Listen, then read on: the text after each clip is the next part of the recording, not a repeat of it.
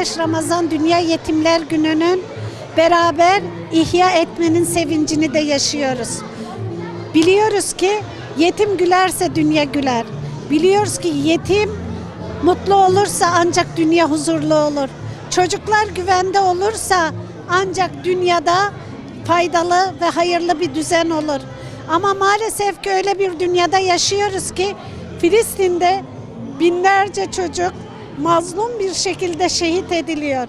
Öbür tarafta İran'da yapılan saldırıda ilk öldürülenler yine çocuklar oldu. 200 çocuk, mazlum çocuk hayatını kaybetti. Yemen'de her 2 dakikada bir çocuk açlıktan ölüyor. Afrika'da çocuklar daha annelerinden doğar doğmaz kataraklı doğuyorlar. Yeryüzünde maalesef ki çocuklar zalimler tarafından bedenleriyle, ruhlarıyla istismar ediliyorlar.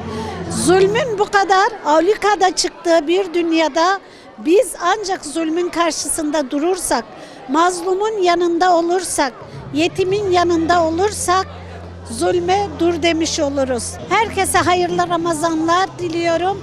Rabbim bayramı hayırla ulaştırsın ve bayramlarımızı mübarek kılsın.